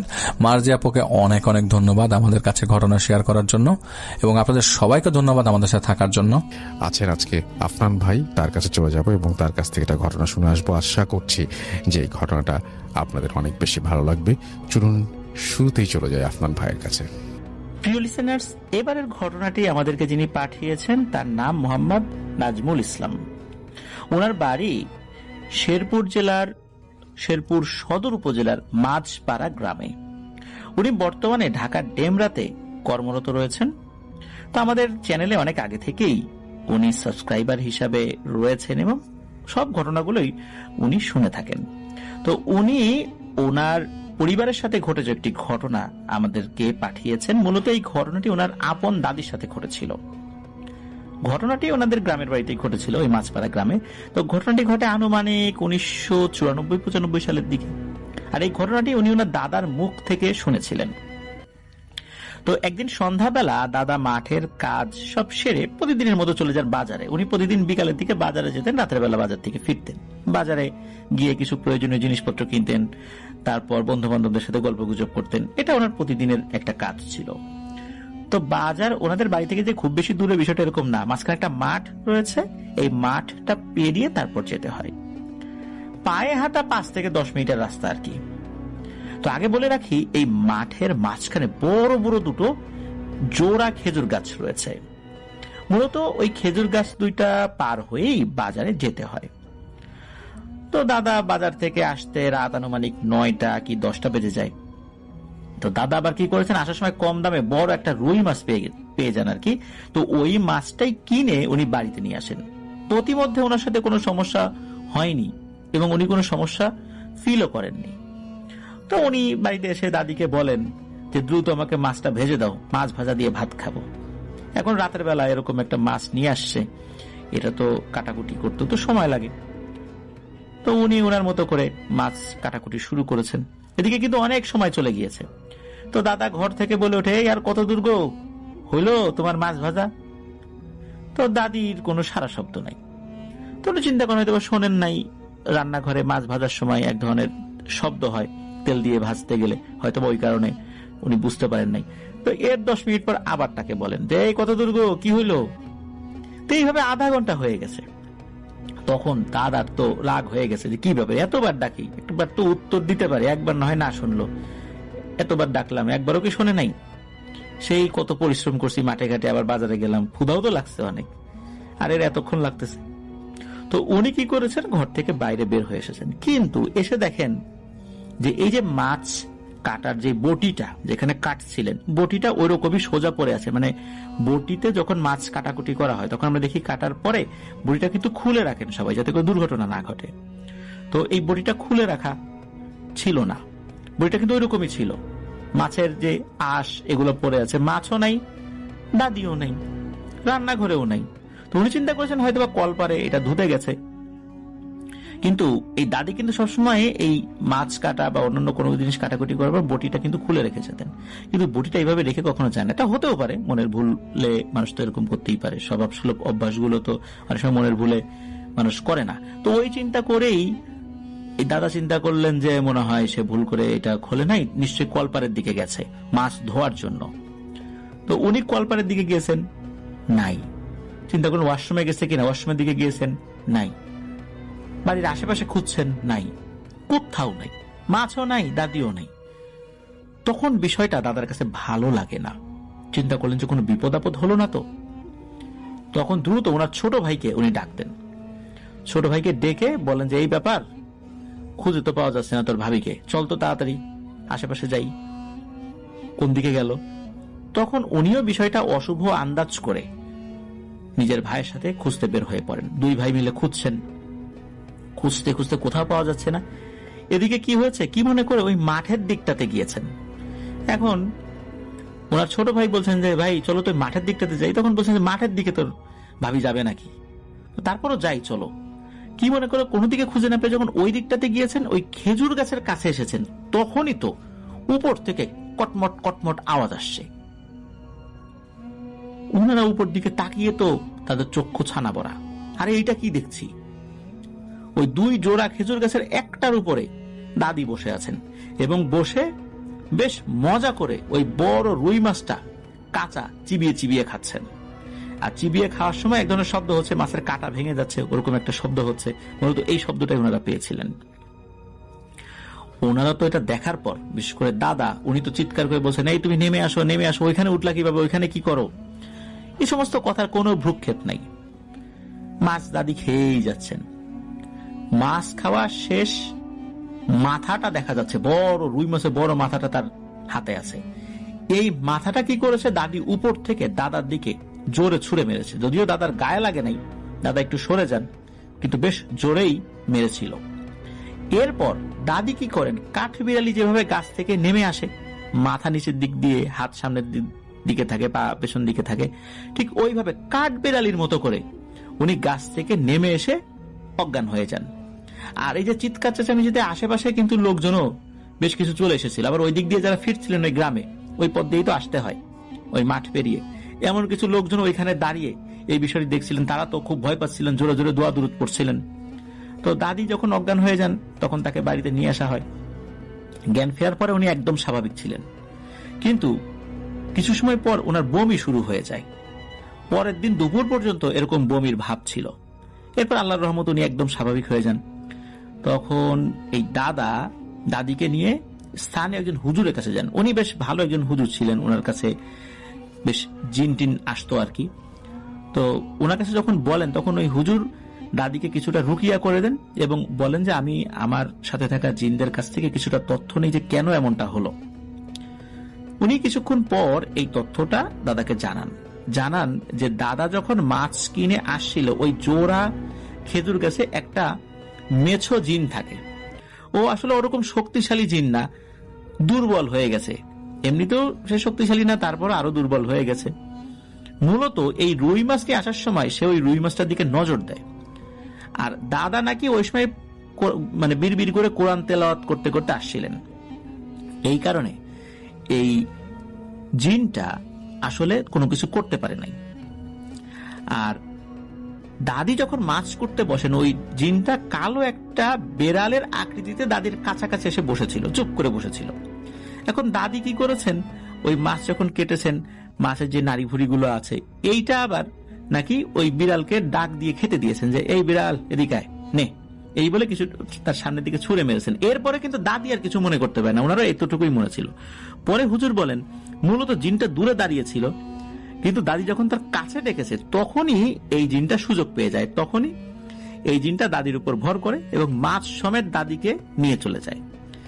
তো দাদির শরীরের ভেতরে থেকেই এই জিনটা মাছটা খেয়ে ফেলে। যেহেতু দাদার উপর ক্ষোভ ছিল যে ওই সময় সে মাছটা নিতে পারে নাই, এই জন্য মাছের মাথাটা দাদার দিকে ছুঁড়ে মেরেছিল। তো হুজুর বলে দেন যে ওই জিনটা একটা আবদার করেছে, যেহেতু সে আসলে মাছ টাছ খুব একটা খেতে পারে না, এই জন্য দাদা যেন দুটো রুই মাছ ওই জোড়া খেজুর গাছের নিচে দিয়ে আসেন। এটাই হলো ওই জিনের একটা আবদার। মানে খুব যে কঠোর কোন নির্দেশনা বিষয়টা এরকম না, ও তো দুর্বল, এই জন্য তাকে দিয়ে আসতে অনুরোধ করেছেন। আর দাদিকে সে আর কখনো কোনো ক্ষতি করবে না। তো দাদা বলেন আচ্ছা ঠিক আছে, ও যদি খেতে চায় আমি দিয়ে আসবো। তো পরের দিনই দাদা দুটো বড় রুই মাছ কিনে নাকি একা একা গিয়ে রাতের বেলা ওই খেজুর গাছের গোড়ায় গিয়ে রেখে চলে এসেছিলেন। তো পেছন থেকে উনি কোনো শব্দ টব্দ পান নাই, উনি চলে এসেছেন। এরপরে আর কোনো সমস্যা হয়নি, দাদি কিন্তু এখনো ভালো আছেন, সুস্থ আছেন। তো এটি ছিল ঘটনা। প্রিয় লিসেনার্স, আসলেই দেখেন যে আমরা যদি রাতের বেলা একা একা আসি, দোয়া দুরুদ পড়তে পড়তে আসি, পবিত্র কোরআন থেকে তেলাওয়াত করতে করতে আসি, তাহলে আল্লাহর অশেষ রহমতে কিন্তু এই জিনেরা যে ক্ষতি করতে পারে না এই ঘটনায় কিন্তু তার প্রমাণ। কিন্তু দাদি তো আসলে বুঝতে পারেননি, উনি তো স্বাভাবিকভাবেই চিন্তা করে ওই বিড়ালকে এইগুলো খেতে দিয়েছিলেন। উনি কিন্তু আঘাতও করেন নাই বিড়ালকে, এমন না যে আঘাত করেছেন, তা কিন্তু না। ওই ডেকে তখন কাছে আনার চেষ্টা করেছেন, তখনই ওই জিনটা সুযোগ পেয়েছিল। এভাবে বিভিন্ন কারণেই, আমাদের ভুলের কারণে, আমাদের অজ্ঞতার কারণে, এগুলো আসলে ভুলও তো বলা যায় না। দাদি কি ওখানে কোনো ভুল করেছিলেন? না, তা তো করেননি। কিন্তু তারপর অনেক সময় এরকম হয়ে যায়, ভাগ্যে যদি দুর্দশা থাকে এরকম হয়েও যায়। তা আল্লাহর অশেষ রহমতে এটা নিয়ে তো আর বেশি কিছু হয়নি। তো এখানেই এই ঘটনাটির সমাপ্তি ঘটে। তো আমাদের এই ভাই, আমাদের নাজমুল ভাই, উনি বলেছেন যে ওই যে জোড়া খেজুর গাছ ওগুলো কিন্তু এখনো আছে, উনি এই গাছের ছবি তুলে পরবর্তীতে আমাদেরকে পাঠাবেন। প্রিয় লিসেনার্স, আশা করছি এই ঘটনাটি আপনাদের ভয়ের শিহরণ জাগাতে সক্ষম হয়েছে। প্রিয় লিসেনার্স, রক্তহীন করা আরো একটি ঘটনা নিয়ে আপনাদের সামনে হাজির হয়ে গেলাম। আর এবারের ঘটনাটি আমাদেরকে পাঠিয়েছেন কিশোরগঞ্জের সরকারি গুরুদুয়াল কলেজের অর্থনীতি বিভাগের একজন স্টুডেন্ট, ওনার নাম আজিজুল হক। আর এই আজিজুল হক ভাইয়ের বাড়ি কিশোরগঞ্জ জেলার পাকুন্দিয়ার হোসেনদি পশ্চিম কুমারপুরে। তো উনি যেই জায়গার ঘটনাটি আমাদেরকে পাঠিয়েছেন ওই জায়গায় কিন্তু বেশ হন্টেড ঘটনা ঘটেছে বলে অনেকের মুখেই শোনা যায়। ওই জায়গার একটু বর্ণনা শুরুতে না দিলেই নয়। মূলত একটি গাছকে কেন্দ্র করে ঘটনা। যেই জায়গায় ওই গাছটি, এই জায়গাটি হোসেন্দি বাজার থেকে 1 কিলোমিটার উত্তরে পাকা মেইন রাস্তা, তারপর পশ্চিমে সরু চিকন কাঁচা রাস্তা, সামনে প্রায় 25 থেকে 30টা হিন্দু সম্প্রদায়ের মানুষদের বাড়িঘর রয়েছে। একত্রে এই বাড়িগুলোকে সামত্তেয়ার বাড়ি বলে। বাড়িগুলোর পশ্চিম পাশের ঝোপ, বিশাল কয়েকটা বাঁশঝাড়, আর সেখানে বড় রকমের কয়েকটা কড়ই গাছ রয়েছে। আর এই কড়ই গাছের তলে কিন্তু শ্মশান রয়েছে, বহু পুরনো এই শ্মশান। স্বাধীনতা যুদ্ধকালীন অধিকাংশ সনাতন ধর্মাবলম্বী মানুষেরা দেশ ছেড়ে গেলেও কিছু মানুষ কিন্তু পৈতৃক ভিটায় থেকে যাওয়ার সিদ্ধান্ত নেন, যতই বিপদ আসুক। মূলত অনেক মানুষ চলে যাওয়ার পর আশেপাশের জায়গাগুলো বিরান পড়ে থাকে, একটা ভুতুড়ে পরিবেশ সৃষ্টি হয়ে যায়। আর ওখানে যারা থেকে যান ওনারাই পরিবেশের সাথে আস্তে আস্তে খাপ খাইয়ে নেন। শোনা যায় এখনো ওই বিশাল দানবাকৃতির কড়ই গাছের তলার নিচে জমিগুলোতে যদি কেউ কাজ করতে যায়, কৃষকের কোদালের সাথে নাকি প্রায়ই উঠে আসে মানুষের দেহের বিভিন্ন অংশ, বিশেষ করে হাড়গোড়। রাতে যদি কেউ ওইদিকে যায় কোনো কাজে, কেউ কেউ নাকি ভয়ে পালিয়েও চলে এসেছেন ওখান থেকে। আর সামত্তেয়ার বাড়ির নাম শুনলে শরীরের লোমগুলো দাঁড়িয়ে যায় ভয়ে। এই জায়গাটা নিয়ে মানুষের মধ্যে এক অন্য ধরনের ভয়ঙ্কর অনুভূতি কাজ করে। এই কারণে সচরাচর কেউ আসলে এই জায়গার আশেপাশে বিশেষ প্রয়োজন ছাড়া অবস্থান করে না। এই যে আজিজুল হক ভাই, উনি গত বছর ইউনিয়ন পর্যায়ের নির্বাচনের সময় উনি এবং ওনার এক বন্ধু ভোটার লিস্টের কাজে যখন ওই জায়গার বাড়িগুলোতে গিয়েছিলেন, তখন বাড়িগুলোর ভেতরে যখন প্রবেশ করে তখন মনে হলো যেন এক অন্য পৃথিবীতে চলে আসলেন। শুনশান নীরবতা, বিন্দুমাত্র কোলাহল নেই, লোকজনের তেমন আনাগোনা নেই বললেই চলে, অতিরিক্ত কোনো আওয়াজও নেই। নিস্তব্ধতা মনে হচ্ছে যে ওই পরিবেশটাকে একদম গিলে খেয়ে ফেলেছে। তো চলুন এবার মূল ঘটনাতে চলে যাই। ঘটনাটির সময়কাল কিন্তু খুব কাছের, 2024 সালের ফেব্রুয়ারি মাসের 27 তারিখ।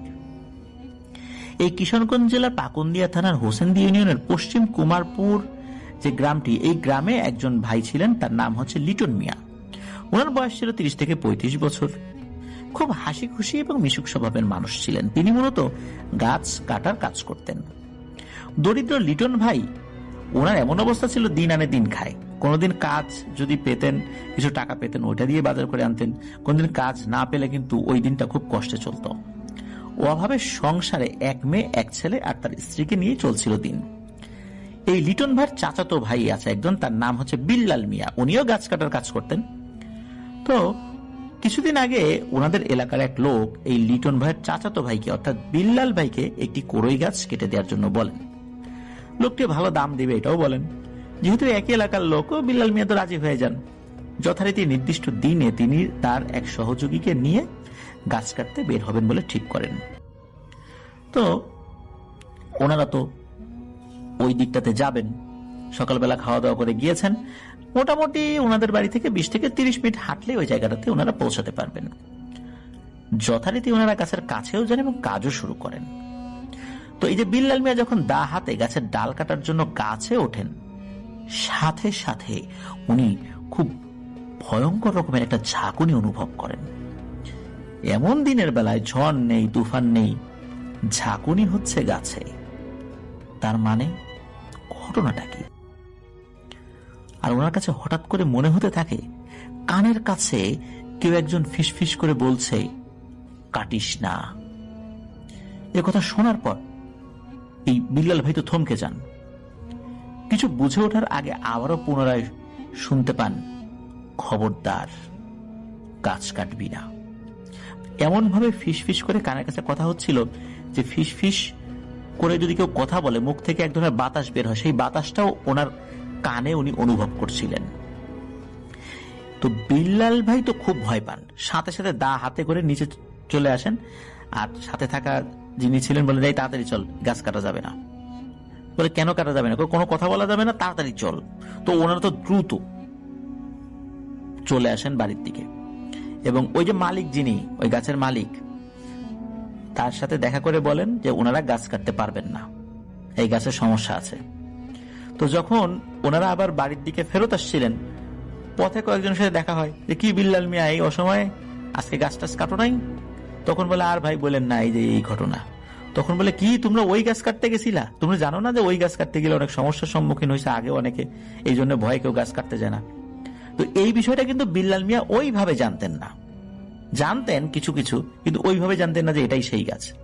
তো উনি তো অবাক হন, কিছুটা রাগও হন যে এরকম একটা ঘটনা, গাছের মালিক তাকে কিছুই জানালো না, অথচ এই দুইজনকে এই গাছে তুলে দিল, তাদের জীবনকে হুমকির মুখে ফেলে দিল। যাই হোক, যেহেতু মালিককে বলেই আসছেন যে ওনারা কাজটা করবেন না, তো যে যার মতো বাড়িতে চলে যান।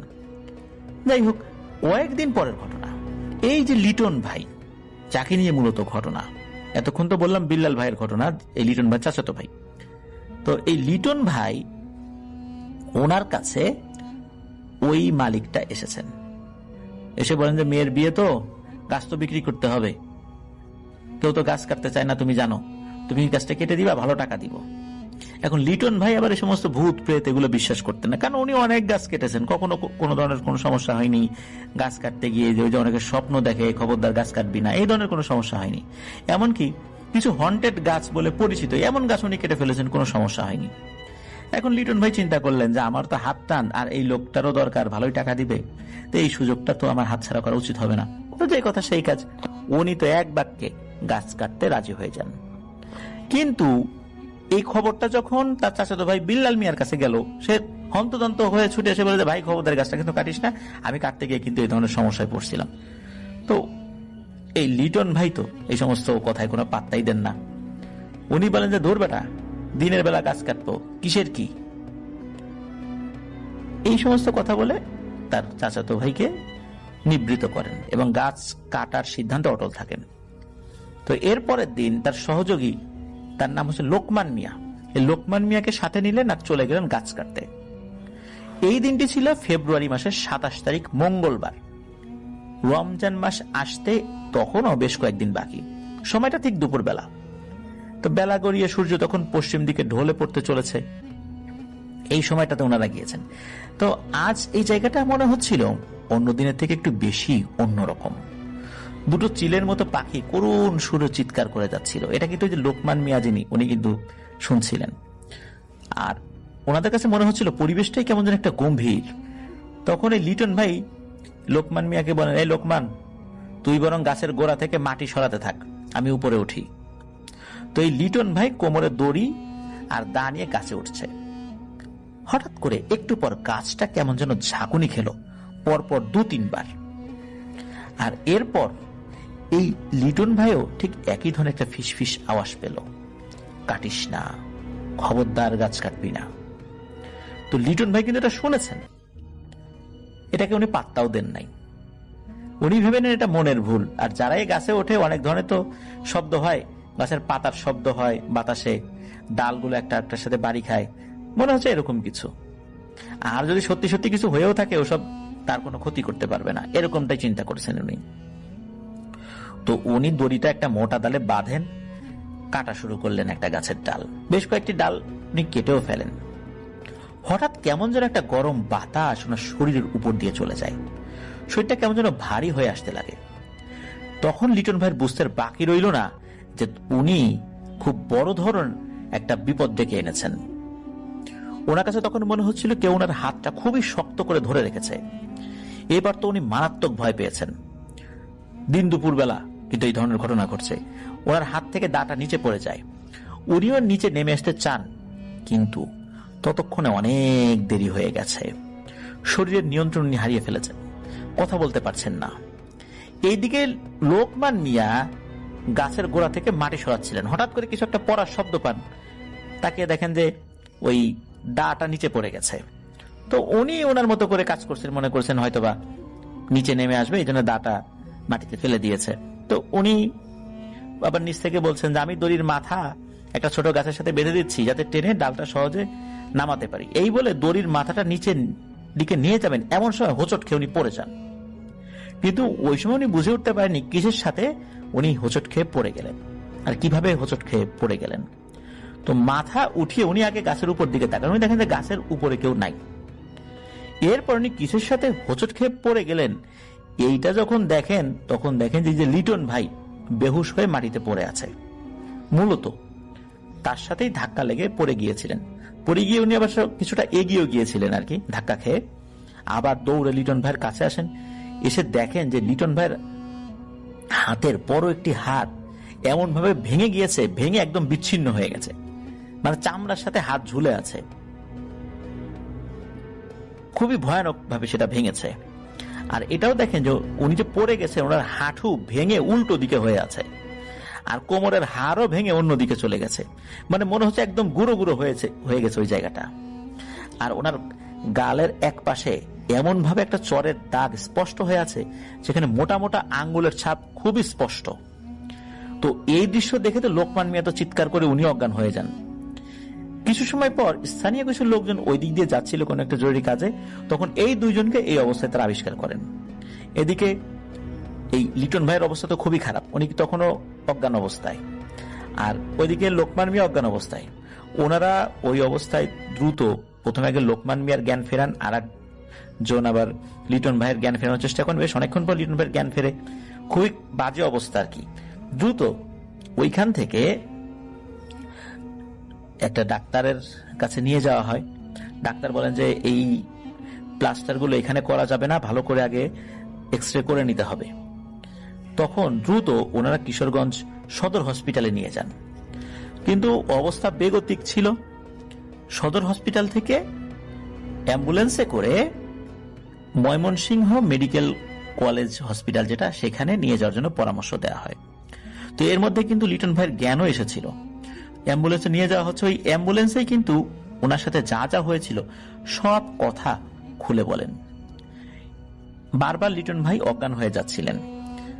ময়মনসিংহ মেডিকেল কলেজ হসপিটালে নেয়ার পর লিটন ভাইয়ের মৃত্যু হয়। রাত তখন প্রায় 8:30 বাজে। ময়মনসিংহ মেডিকেল কলেজ থেকে তাকে তার লাশকে ছেড়ে দেওয়া হয়। ওনারা অ্যাম্বুলেন্সে করে লাশ নিয়ে বাড়িতে ফেরত আসছেন। লাশের সাথে 2 জন মহিলা, 1 জন পুরুষ ছিলেন, আর ড্রাইভার ছিলেন।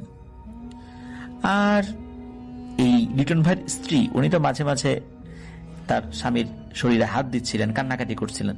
তবে ওনার কাছে মনে হচ্ছিল লাশটা মনে হয় অনেক ঠান্ডা, এতটা ঠান্ডা সাধারণত হয় না। এর মধ্যে অ্যাম্বুলেন্সের মধ্যেই এক অদ্ভুত ঘটনা ঘটে। এই ঘটনা দেখার জন্য নিশ্চয়ই কেউ প্রস্তুত থাকবে না। এটি ওনার স্ত্রী খুবই স্পষ্ট বুঝতে পেরেছেন এবং দেখেওছিলেন, এবং শুধু উনি না, আরো কয়েকজন যারা এই পাশে ছিলেন তারাও দেখেছিলেন। সেটা হলো, ওনার স্ত্রী হঠাৎ করে দেখতে পেলেন যে লাশের মুখটা কেমন যদি খুলে গেল, এবং দেখলেন অদ্ভুত রঙের একটা প্রজাপতি। দেখে মনে হচ্ছে এটা নীল রঙের মতো হবে আর কি। এই নীল রং টাইপের একটা প্রজাপতি ওনার নাকের ছিদ্র দিয়ে আস্তে আস্তে বের হয়ে আসলো, এবং বের হয়ে এসে বিশাল একটা প্রজাপতির আকার ধারণ করলো। বিশাল বলতে সাধারণ প্রজাপতির আকার যেরকম হয়, এর থেকেও আরো 10 গুণ বড় হবে। এই প্রজাপতিটি খুবই সুন্দর এবং অনেক বড় ছিল। তো উনি অবাক হলেন যে এইভাবে অ্যাম্বুলেন্সের ভিতর এমন সময় এই অবস্থায় লাশ থেকে প্রজাপতি বের হয়ে আসলো কিভাবে। উনি হাত দিয়ে ওই প্রজাপতিটাকে যখনই ধরতে গিয়েছিলেন, মুহূর্তের মধ্যেই ওই প্রজাপতিটি যেন হাওয়ায় মিলিয়ে গেল। উপস্থিত অন্যরাও দেখেছিলেন, সেটা খুব ভয় পেয়েছিলেন এই ঘটনায়। তার পরের দিন ওনার লাশের দাফন কার্য সম্পন্ন করা হয়। এরপর থেকে ওই গাছটি সেদিনের পর থেকে আজ পর্যন্ত কেউ কাটতে রাজি হয়নি। এখনো সেটি এভাবে ইতিহাসের সাক্ষী হয়ে দাঁড়িয়ে আছে। আজিজুল হক ভাই ওনার এক ছোট ভাই রাসেলকে নিয়ে ওই গাছের একটা ছবি তুলে এনেছিলেন। এই ছবিগুলো উনি আমাদেরকে দিয়েছিলেন। প্রিয় লিসেনার্স, এই ছবিগুলো আমরা ইনশাল্লাহ পোস্ট করব। আজিজুল হক ভাই আরো ঘটনা আমাদেরকে পাঠাবেন বলে বলেছেন। আমরা অপেক্ষায় থাকলাম ওনার আরো সত্য ভয়ের ঘটনাগুলো পাওয়ার জন্য। ধন্যবাদ আজিজুল হক ভাই আপনার ঘটনার জন্য। আশা করছি এই ঘটনাটি আমাদের লিসেনারদের মধ্যে ভয়ের শিহরণ জাগাতে সক্ষম হয়েছে। আসসালামু আলাইকুম ভাইয়া। বরাবরের মতো আমি আবারও একটা ঘটনা নিয়ে আসছি। এটা হলো একটা বলতে পারেন যে এটা আমি শুনেছি, সচক্ষে দেখা না। সেটা হলো বাংলার এক প্রত্যন্ত গ্রাম ছিল আমাদের, মোটামুটি আমাদের গ্রাম থেকে প্রায় 20 টাকা ভাড়া লাগে এরকম দূরত্বে। তো মুরব্বীদের মুখে শোনা আর কি। তো ওনারা বলেছেন যে একটা গ্রাম ছিল, যে সেই গ্রামের মাঝখানে একটা পুরনো কুয়া ছিল। তো কুয়াটার চারপাশে সবসময় ঠান্ডা থাকতো, গরমের দুপুরেও। যখন গরম হতো গ্রীষ্মকাল, তখনও কিন্তু ওই কুয়ার চারপাশটা একদম ঠান্ডা ছিল, একদম শীতল। তো যখন কিন্তু কেউ সেখানে যেত না, কারণ গ্রামের বয়স্করা বলতো ওটা আসলে পানি না, ওটা হলো মরণ পথ। তো এই বিষয়টা অনেকে বুঝতো না যে আসলে মরণ পথটা সেটা আবার এখানে কি বোঝাচ্ছে, মরণ পথটা আসলে কি। একদিন শহর থেকে আসা এক মাদ্রাসা ছাত্র, নাম তার নাইম, তো গবেষণার জন্য গ্রামে আসে। সে এসব গল্পে একদমই বিশ্বাস করতো না। তো গ্রামের মানুষ তাকে অনেকভাবে সতর্ক করেছিল, মাগরিবের পর কুয়ার কাছে কখনো যেও না। নাইম হাসে এবং সেই রাতেই সে লুকিয়ে লুকিয়ে কুয়ার কাছে যায়। চাঁদের আলোয় কুয়ার ভেতরে তাকায়, কিন্তু কুয়ার মধ্যে কোনো প্রকার পানি দেখা যায় না, শুধু অন্ধকার। হঠাৎ সে শুনতে পায় কারো ফিস ফিস, নিচে থেকো, দেখো, আবার কাছে এসো, আরো কাছে এসো। সে ভাবে বাতাসের শব্দ, কিন্তু শব্দটা আবার আসে। এবার পরিষ্কার, আমাদের বের করো, কাছে এসো, আমাদের বের করো। নাইম ভয় পেলেও কৌতূহল সামলাতে পারে না। সে একটা পাথর কুয়ায় ফেলে। কোনো শব্দ নেই, পানি নেই, গভীরতা নেই, যেন পাথরটা পড়লই না। ঠিক তখনই কুয়ার ভেতর থেকে দুটো চোখ জ্বলে ওঠে। তারপর ধীরে ধীরে অনেকগুলো শত শত চোখ জ্বলে ওঠে। নাইম পিছিয়ে যায়, কিন্তু দেরি হয়ে গেছে অনেক। একটা কালো লম্বা হাত কুয়ার ভেতর থেকে বের হয়ে আসে আর তার ছায়া ধরে ফেলে। তার শরীর না, শুধু ছায়া। সে চিৎকার করে, কিন্তু তার ছায়া ধীরে ধীরে টেনে নেওয়া হয় কুয়ার ভেতরে। নাইম দৌড়ে পালায়, সে বেঁচে যায়। কিন্তু পরদিন সূর্যের আলোয় দেখা যায় নাইমের কোনো প্রকার ছায়া নেই, একদম ছায়াহীন মানুষ হয়ে বসে আছে। তো এই বিষয়টা নিয়ে অনেকেই একদম হতবাক হয়ে গেল যে কিভাবে সম্ভব এটা, যে নাইমের ছায়া নেই, কিভাবে সম্ভব। কিন্তু আসলে নাইম তো বেঁচে ফিরেছিল, কিন্তু সে আর আগের মতো ছিল না, কারণ তার শরীর ছিল কিন্তু ছায়া ছিল না। সূর্যের আলোয় দাঁড়ালেও মাটিতে কিছুই পড়তো না। গ্রামের মানুষ নাইমকে দেখে ভয় পেয়ে গেল। বয়স্করা ফিস ফিস করে বলল, ওরা ওর ছায়া নিয়ে গেছে। নাইম বুঝতে পারছিল না এর মানে কি। কিন্তু সমস্যা শুরু হলো রাতে, কারণ রাত হলেই তারা ছায়া ফিরে আসতো দেয়ালে, মেঝেতে, কিন্তু একদমই কখনোই নাইমের শরীরের সাথে মিলত না। সে বসে থাকলে হয়তো বা ছায়া দাঁড়িয়ে থাকতো, সে শুয়ে থাকলে ছায়া হাঁটতো, এবং এক রাতে সে দেখে তার ছায়া ধীরে ধীরে দেয়াল থেকে আলাদা হয়ে যাচ্ছে। মেঝে থেকে উঠে দাঁড়ায় একটা মানুষের মতো, কিন্তু মাথা অস্বাভাবিক লম্বা, হাত খুব বড়। ছায়াটা তার দিকে তাকায়, তারপর ধীরে বলে, তুমি দরজা খুলেছ? নাইম কাঁপতে কাঁপতে বলে, তুমি কে, তুমি কে? ছায়াটা হাসে, একটা শব্দহীন হাসি। তারপর বলে, আমরা নিচে ছিলাম অনেক দিন, কিন্তু আমরা উঠব। নাইম পিছিয়ে যায়, কিন্তু তার ছায়াটা দেয়াল থেকে বের হয়ে তার সামনে দাঁড়ায়। সে দেখে ছায়াটার ভেতরে অনেকগুলো মুখ নড়ছে, যেন ভেতরে আরো কিছু রয়েছে। ছায়াটা ধীরে ধীরে তার দিকে হাত বাড়ায় আর বলে, চলো, ওরা সবাই তোমার জন্য অপেক্ষা করছে। হঠাৎ ঘরের বাতি নিভে যায়, আর সেই অন্ধকারে নাইম শুনতে পায় একই ফিসফিস শব্দ, যেটা কুয়ার ভেতর থেকে এসেছিল। দরজা খুলে গেছে, দরজা খুলে গেছে। সে রাতের পর নাইম আর একা ঘুমাতে পারত না, কারণ ঘুমালেই সে স্বপ্নে দেখত না। সে নামতো এক অন্ধকার জায়গায়, চারপাশে ভেজা দেয়াল, ঠান্ডা, আর মাটির নিচ থেকে আসা দুর্গন্ধ। সে বুঝতে পারল সে কুয়ার নিচে পড়ে যাচ্ছে স্বপ্নে। প্রতিদিন একটু একটু করে এক রাতে সে নিজেকে দাঁড়িয়ে থাকতে দেখে এক বিশাল দরজার সামনে, আর সেই দরজাটা ছিল মাটির নিচে, পুরো কালো। তার উপর অসংখ্য হাতের দাগ, যেন কেউ ভিতর থেকে ঠেলছে। দরজার ফাঁক দিয়ে শব্দ আসছে, খোলো, খোলো, খোলো।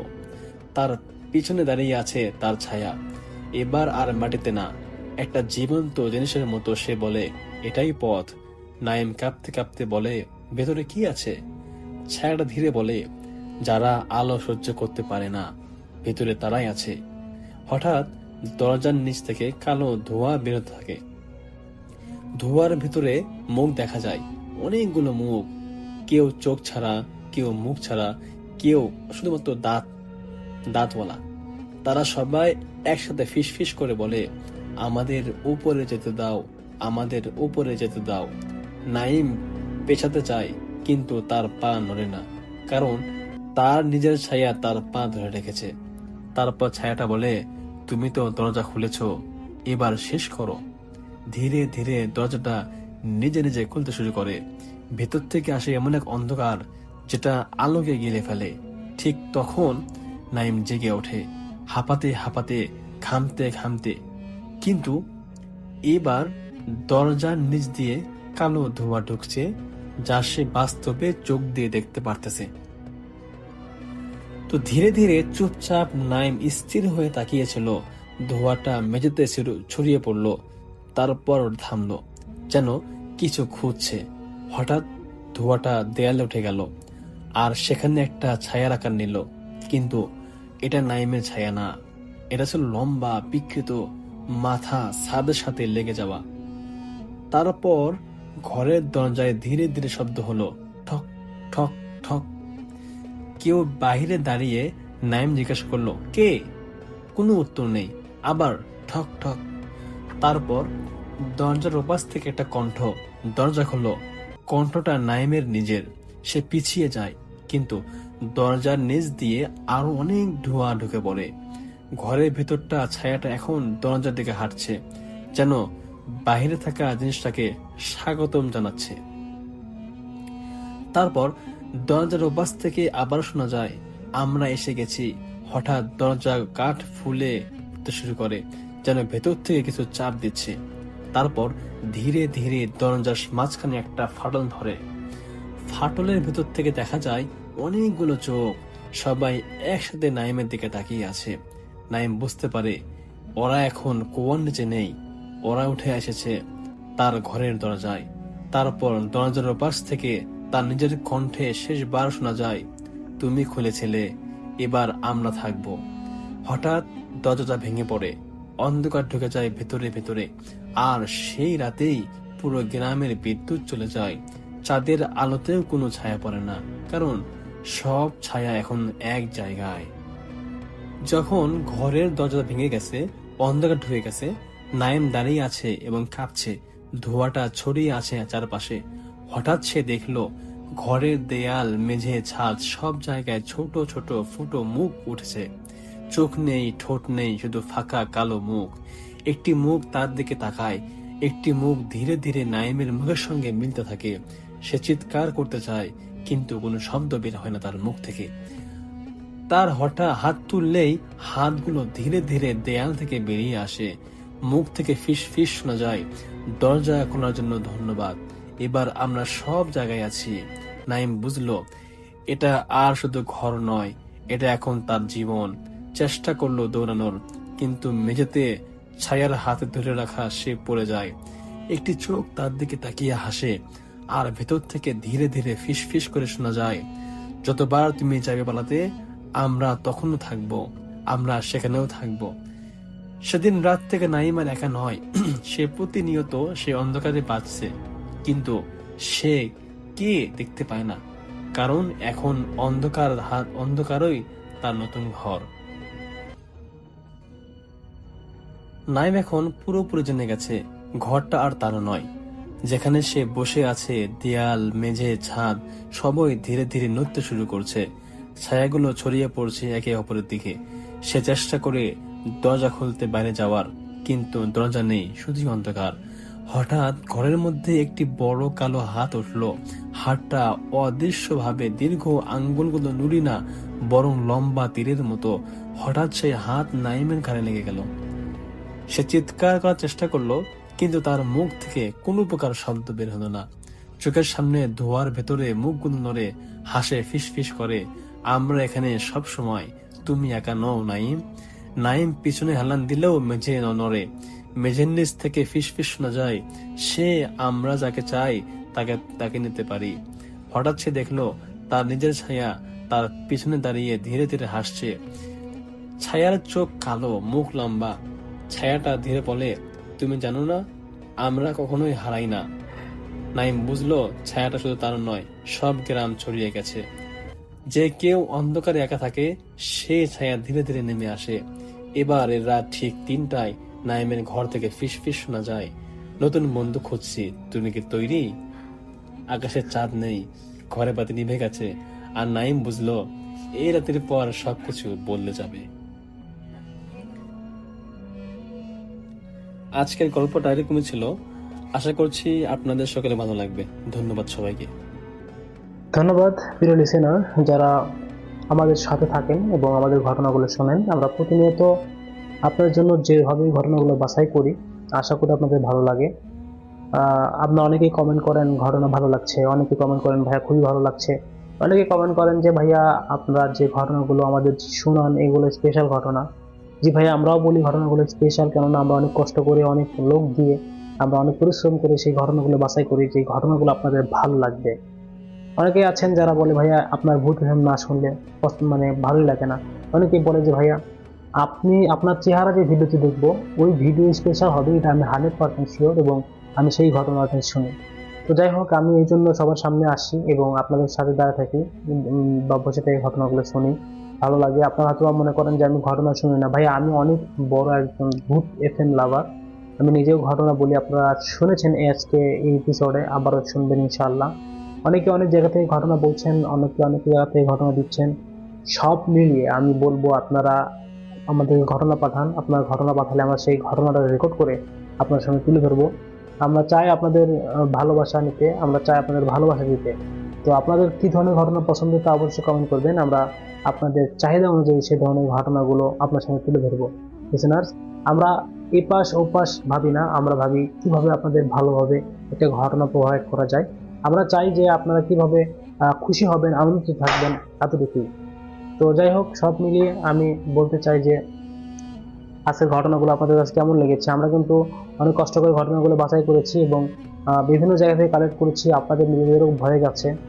তো যাই হোক, সব মিলিয়ে অনেকে বলেছে ভাই ঘটনা ভালো হয়েছে, অনেকে কমেন্ট করছেন, এবং এমনও লোক আছে যারা সর্বপ্রথম কমেন্ট করার জন্য অপেক্ষা করেন। এটা আমার খুব ভালো লাগে যে অনেকেই বলে, যেমন 10টার আগে আমাকে আমার আগের ভিডিওতে কমেন্ট করে ভাইয়া নেক্সট এপিসোডের জন্য অপেক্ষায় আছি। এরকম অনেকেই আছেন যারা ভূতের অনেক বেশি ভালোবাসেন, অনেক দূর পর্যন্ত নিয়ে যেতে চান ভূতের ফিল্মকে। তো আমি সর্বদাই তাদের প্রতি অটল থাকবো যে তাদেরকে একটু বেশি তাদের কথা চিন্তা করতে হবে, তারা কী ধরনের ঘটনা ভালোবাসে, কী ধরনের ঘটনা তারা চায় আমার থেকে, আমি সেই ধরনের ঘটনা দিব। তো তারা আসলে মূলত আসলে ভূতের ফিল্ম লাভার এবং আমাদের এই চ্যানেলটাকে তারা খুব বেশি ভালোবাসে। আপনারা কে কোথা থেকে দেখছেন একটু আমাদেরকে কমেন্ট করবেন, খুবই ভালো হয় তাহলে।